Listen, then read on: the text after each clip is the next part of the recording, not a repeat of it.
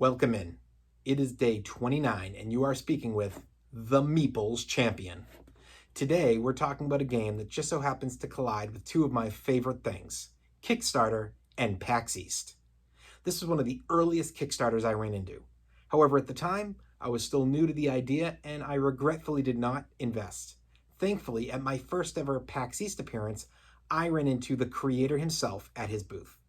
Now, not knowing if this game was ever going to be big enough to make it to a store, I ended up buying it all. I bought the base game, I bought the expansions, I bought everything I could. Thankfully, since then, I have been surprised to find out that, well, it did not become mainstream enough to get onto Amazon or into Barnes & Noble or Target or even a Walmart.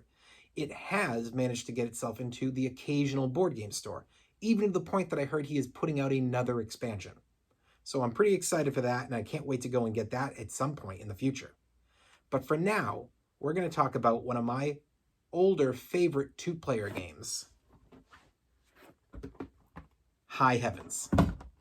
High Heavens is a two-player game played on an acrylic mat where the idea is that you have a deck of cards that you are shuffling up, and they represent your characters, your attacks, things you can do to the board, to your opponent. You slowly are shuffling these cards, drawing, and playing them. You have a bunch of energy that you can spend per turn. 3. You're going to use that for your actions. Most actions are just going to take 1 energy. However, there is the occasional big action that may charge 2. Now, when you do this, you're summoning a character to the board, or you're moving a character, you're activating a spell card or an item card, and you're trying to affect this board or your characters. Now, your characters are interesting. You activate the card to then go and get the actual physical character and place him on the board. From there, based on what the card says, you have to add different colored discs underneath the character. These discs represent the life. They represent the power. They represent the movement. They represent a lot of pieces to what your character can do. Now, as your character is either affected positively or negatively, other discs get added. These discs could be, they are bringing in a disc that now represents that you have a shield. So when you get hit with damage, instead of taking off 2 of your life, instead it says, nope, 1 gets absorbed by the shield, the other hits your life. You could be adding in a disc that represents that you're now holding a more powerful sword, meaning now when you hit, you have an additional damage to add to the damage you deal. You could be cursing somebody. Now that curse goes on somebody, and every single round, when you start the round off, the curse immediately basically throbs and causes you to lose a life. Or you could be paralyzing somebody. It could be a temporary or a long-term paralysis that, as long as the disc's on the character can't move. So, how do you play this game? And how do you win?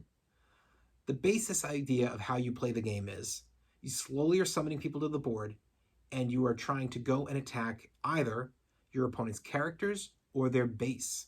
So if you are representing that you are the Greek gods, then you're trying to go and attack their base, their heaven. Just like if you are attacking the Norse gods, you're trying to go and mess with their base, their heaven. And when you attack these locations, each one starts with, I believe it is 35 of 40 life. So you can increase the life of your base.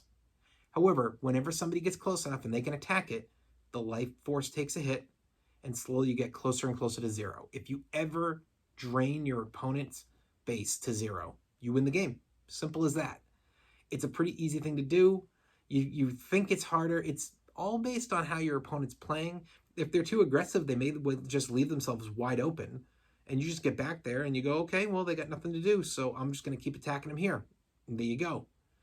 The other way to win is to just kill all your opponent's gods. Now, this does not mean all the gods on the board. It means all of their gods. So when you kill a god, you basically should take their pieces, place them to the side so you know they're dead. If you ever get all of them, you've won the game. Obviously, the reasoning for this being, if you've killed all their gods, you could just go over and destroy their base. So don't allow the game to go longer than it needs to. Just continue to play the right way. You kill off all their gods. You've won. Is this game good? I think it is. Yes, it didn't pick up a lot of steam when it had its Kickstarter run, But I think through the years, it's slowly gotten recognized as a really good two-player game. The quality of the components is fantastic, and the uniqueness of these components. I really like that when you're playing this game, these discs are so visible. It doesn't cause any issue. They're never falling over. You can move the character with the discs underneath them. Sometimes you have a character with a stack of 20, 25 discs under them, and they move fine. So I think that the components are fantastic. I really like the acrylic mat.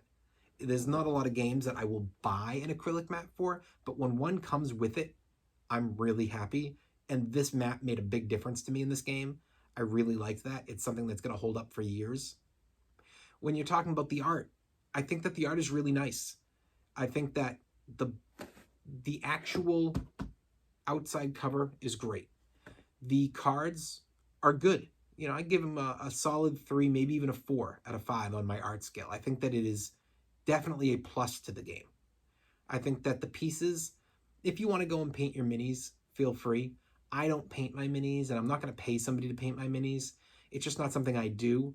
But for those of you that like that, you have a lot of minis to paint, and it'll be fun.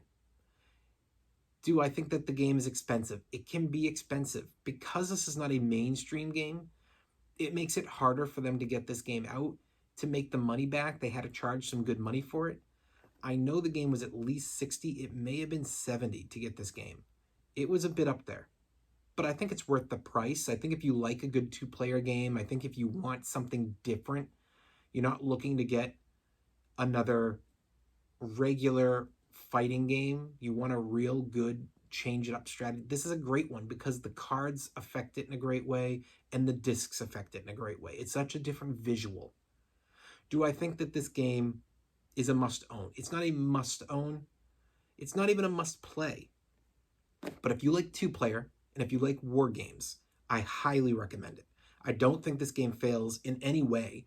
And I think that if it is what you're into, that particular little sliver of the gaming community that likes this specifically, this will be a huge plus for your entire collection.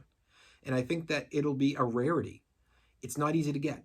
It isn't. So if you're looking for it, you're going to have to just keep your eyes open, see if you see it in a store, and if you do, get it on the spot.